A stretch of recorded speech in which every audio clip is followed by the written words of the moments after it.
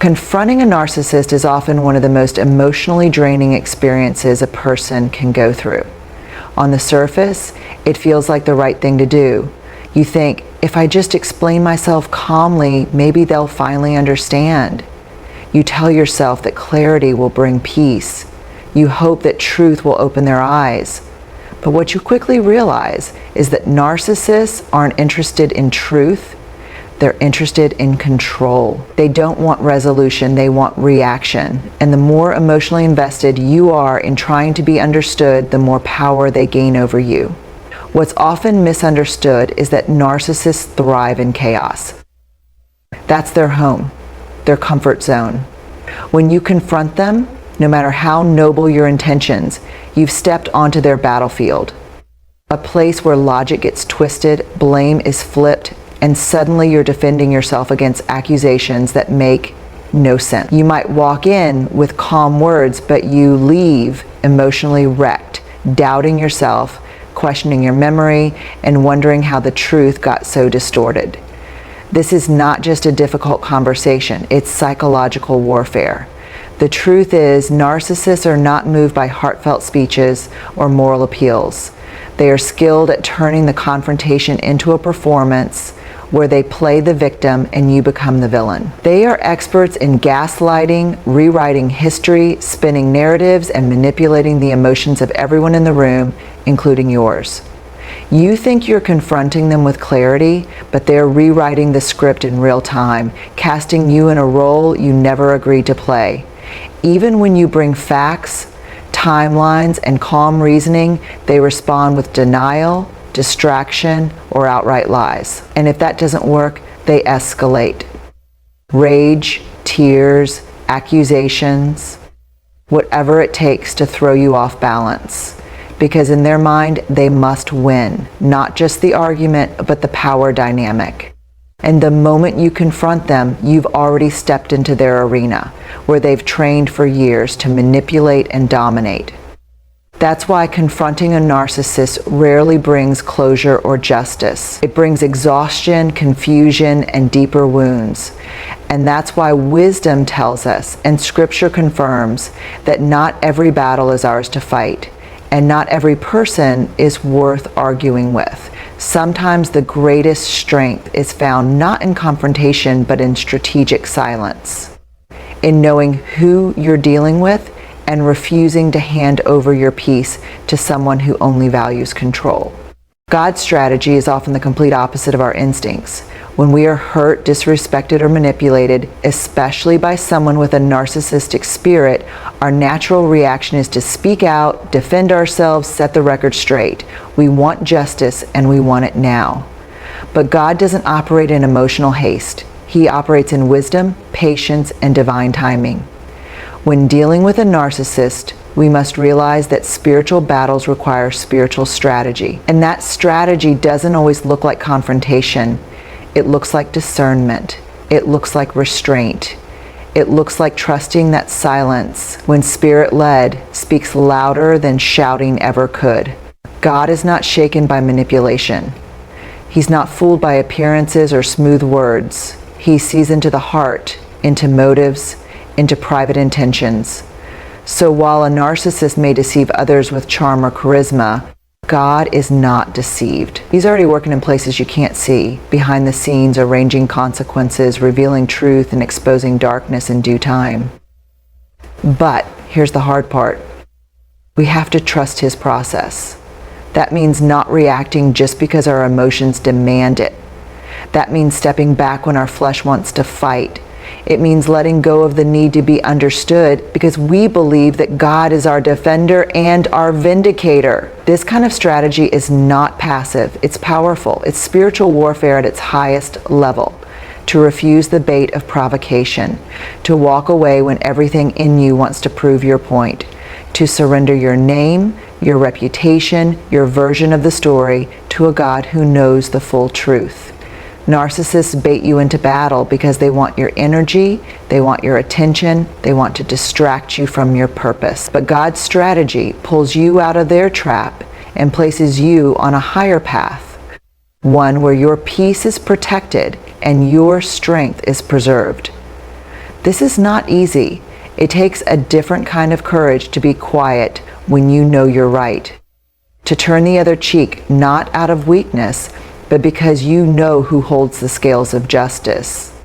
When God says, "Be still and know that I am God," He's not asking you to be silent because He doesn't care. He's telling you to hold your peace because He's about to show up and fight for you in a way that your words never could. The Bible is full of examples where God intervened on behalf of His people in ways that defy human logic. When you study the stories of deliverance, you see time and again that God's strategy is rarely loud, rarely immediate, and rarely what we would expect. Take the story of the Israelites at the Red Sea. When they were trapped between the Egyptian army and the water, they were terrified, sure that they were about to be destroyed. Yet, in the midst of their fear, God didn't call them to fight. He didn't say, "Raise your swords and defend yourselves." Instead, He told Moses to stretch out his staff, and when he did, the waters parted. There was no loud confrontation, no visible battle, just a simple act of obedience. And God did the rest.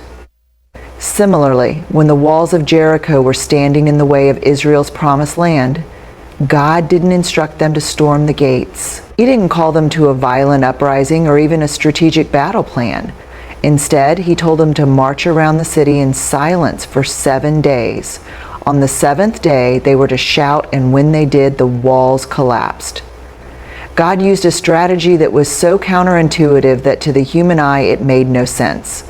But His ways were far more effective than any human tactic. The victory came not from human strength, but from divine intervention, and the glory went to God alone. Even when we look at the story of Daniel in the lion's den, we see another example of God's strategy. Daniel didn't fight the king or the accusers. He didn't attempt to make his case in a way that would convince others of his innocence. Instead, he trusted in God. And when he was thrown into the lion's den, God didn't send an army to fight for Daniel. He didn't make the lions flee immediately. Instead, He shut the mouths of the lions, keeping Daniel safe. It wasn't Daniel's own efforts or wisdom that saved him, but God's miraculous intervention. The point here is that God often works in ways we don't expect, and His timing is always perfect. These examples show us a pattern in how God works. He brings about deliverance not through our strength or loud confrontations, but through faith, obedience, and trust in His timing. When we face difficult situations, especially when dealing with narcissists or toxic individuals, we are often tempted to fight fire with fire. We want to argue, prove our point, or exact some form of revenge. But God's way is different. His power isn't seen in the noise of battle. It's seen in His ability to work quietly, often behind the scenes, and make things happen in ways that we could never orchestrate on our own. God's strategy isn't about us winning through our own efforts. It's about trusting that He will bring the victory, and He will do so in a way that reflects His glory and not our own. Restraint and trust in God's plan are some of the most powerful tools at our disposal when facing narcissistic individuals. It can feel unnatural to remain silent, especially when you know the truth, and when every fiber of your being urges you to set the record straight. But here's the powerful reality. Silence is not weakness. Restraint is not defeat. In fact, when you choose not to engage in the cycle of emotional manipulation and conflict, you are walking in a much greater strength than simply trying to argue or defend yourself. Narcissists want you to react. They want you to get emotional, to raise your voice, to fall into the trap of defending your character or explaining your intentions. The moment you engage in their games, you've already lost the battle. Your peace is disturbed and your energy is drained. Instead, the choice to remain silent or disengage is an act of profound self-control. It is a demonstration of trust in God. You are essentially saying, I know the truth and I don't need to fight for it. I know who I am and I don't need your validation. I am secure in God's judgment, and I trust that He will make everything right in His perfect time. This type of trust is not a passive resignation. It's a strategic decision to refuse to give a narcissist the power they crave. You are taking back control over your emotions, your thoughts, and your reactions. You're acknowledging that ultimately, God is the one who will handle the injustice, the lies, and the manipulation. One of the most important things to remember in this context is that God's sense of justice is far beyond our human understanding. We may want things to be settled quickly or on our terms, but God's timing is not bound by our impatience. When we try to handle the situation on our own, we risk making decisions based on our emotions, decisions that may seem right in the moment, but could end up causing more damage in the long run.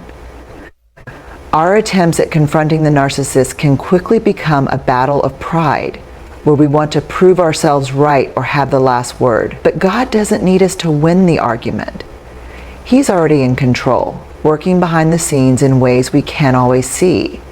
In trusting God, we align ourselves with a strategy that is infinitely more effective than anything we could do through our own strength. By refusing to engage in confrontation, we make room for God to act. We release our need for immediate resolution and allow Him to work in the situation. He can speak to the hearts of those involved, convict them of their wrongdoings, and bring about justice in ways that we could never orchestrate. This isn't a passive surrender, it's an active trust in God's sovereignty. It's a recognition that no matter what the narcissist may try to do to manipulate the truth or twist reality, God knows the whole story. He sees the heart, He knows the motivations, and He will act when the time is right.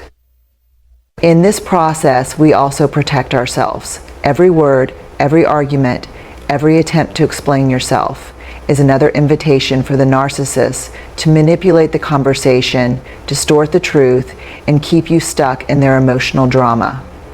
By choosing restraint, you create boundaries that safeguard your mental and emotional health. You are no longer giving the narcissist access to your energy or your peace. You are in essence saying that your well-being is more important than any need to prove something to someone who will never truly understand. You are protecting your inner peace and aligning yourself with God's will, trusting that He will provide you with the strength and wisdom you need to navigate the situation. In this way, restraint is not just about what you don't do, it's about the powerful act of protecting your spirit from the toxic influence of others. Vindication and justice, when it comes to dealing with narcissists, often feel like distant hopes, especially when it seems like no one else sees the truth. Narcissists have a way of distorting reality, making you question your own experiences and painting themselves in a light that makes them look innocent, powerful, and above reproach. It can feel like you are trapped in a never-ending cycle of manipulation, where every attempt to stand up for yourself is met with gaslighting, retaliation, or even more lies. It's easy to think that if you just fight harder, prove your point more clearly, or get others to understand your side, justice will be served. But the reality is that vindication doesn't come through our efforts to expose the truth. It comes through God's hand of justice. God is a righteous judge, and His justice is not like human justice. While we may want immediate acknowledgement, a public apology, or a swift retribution, God's justice is perfect and knows exactly when and how to reveal the truth. When we try to fight our battles on our own, we often take matters into our own hands, seeking to control the outcome in ways that can end up causing more harm. We may feel the temptation to expose the narcissist, try to bring others into our cause, or force a confrontation, believing that this is the only way to make things right. But God's timing and methods are far more effective than anything we could do. When we trust God with our vindication, we are acknowledging that He is the one who will make all things right. He sees the injustice, the manipulation, and the damage caused. He knows the hidden motives and the lies that have been spun. But what's incredible is that God doesn't need us to convince others of our innocence. He is more than capable of working behind the scenes, softening hearts, revealing the truth in ways that we couldn't orchestrate ourselves. He can change the hearts of those around us, causing them to see the narcissist for who they truly are, without us having to lift a finger in defense. In Psalm 37:5, we are told to commit your way to the Lord, trust in Him, and He will act. God has a way of bringing justice that doesn't just resolve the situation, but also redeems the heart of the person who has been wronged. Our need for validation or recognition can be set aside because we know that God sees and He will act in His perfect time. He may not always bring immediate vindication in the way we hope, but He is always working. Even when the narcissist continues to lie or manipulate, we can trust that God's work is still unfolding. True justice is not simply about having the truth known. It's about restoring peace to the victim, healing wounds, and bringing glory to God. When God handles our vindication, it is not just about us being right, but about God revealing His glory and sovereignty. God does not need us to carry the weight of proving ourselves. The victory He brings doesn't need to be shouted from the rooftops to be real.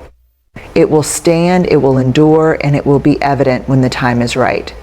Whether it's through exposing hidden truth, changing the hearts of those involved, or bringing the narcissist to a point of accountability, God's justice brings a deeper kind of healing that human efforts never could.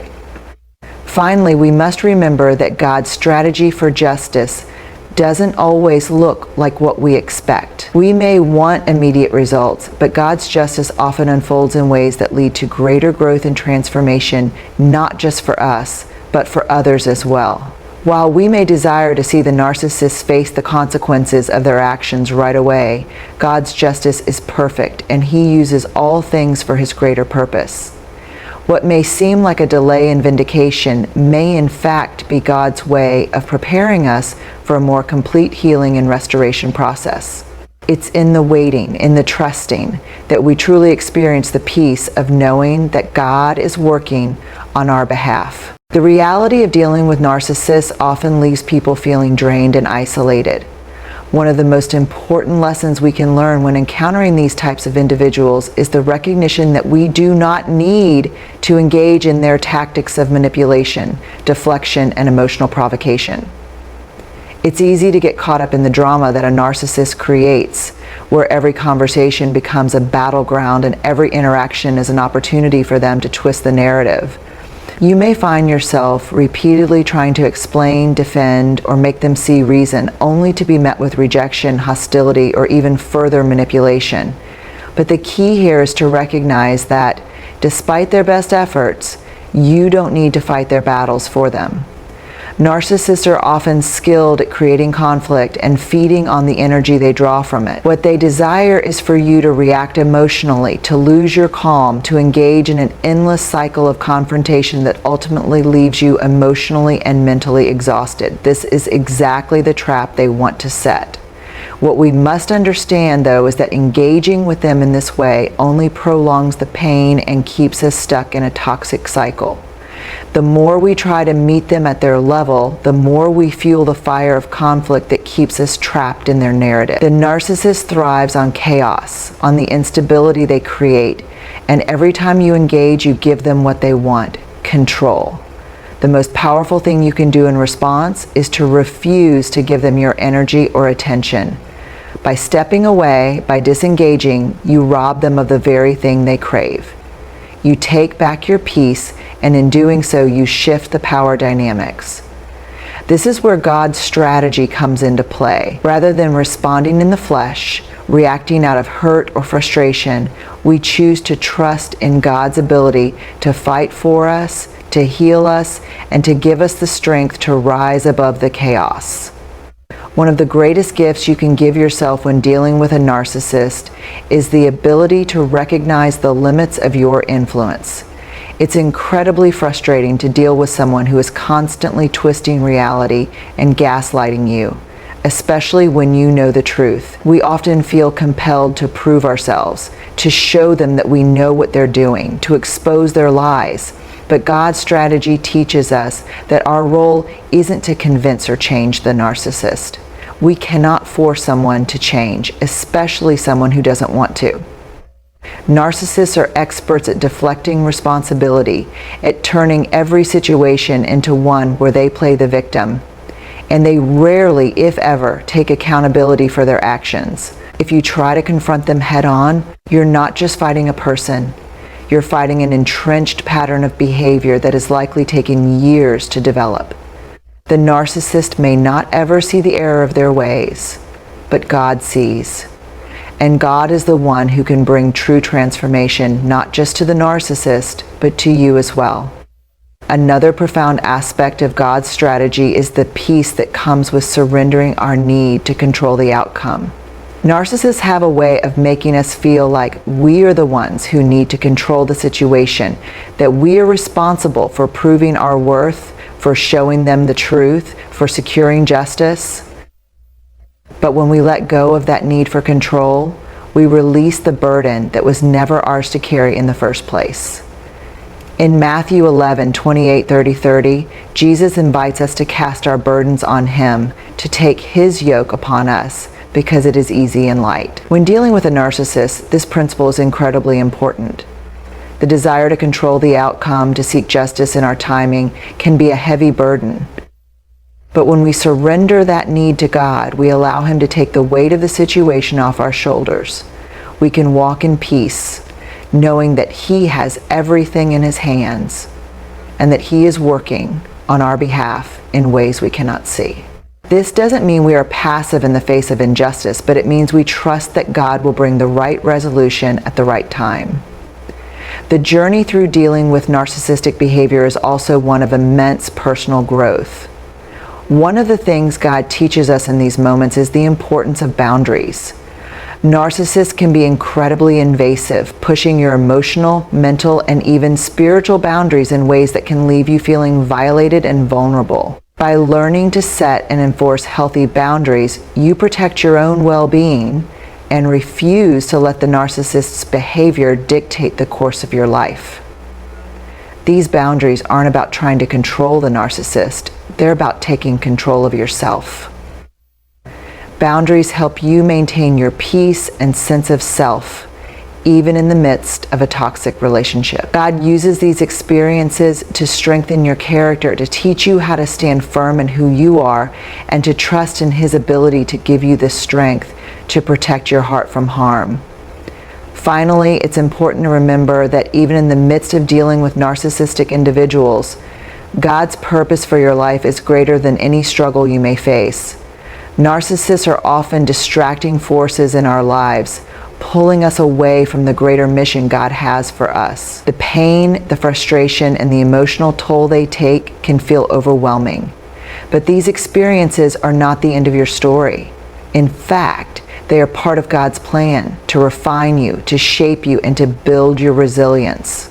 While the narcissist may seek to derail you, to control you, or to damage your spirit, God uses those very situations to fortify your character and draw you closer to Him. He works all things together for good, even the difficult, painful things. Through these experiences, God is developing a deeper trust in Him, a more intimate relationship with Him, and a greater reliance on His strength. What the enemy intends for harm, God will use for your good, molding you into the person He created you to be. Even in the midst of conflict, you can find peace in knowing that God is with you, strengthening you, and guiding you every step of the way.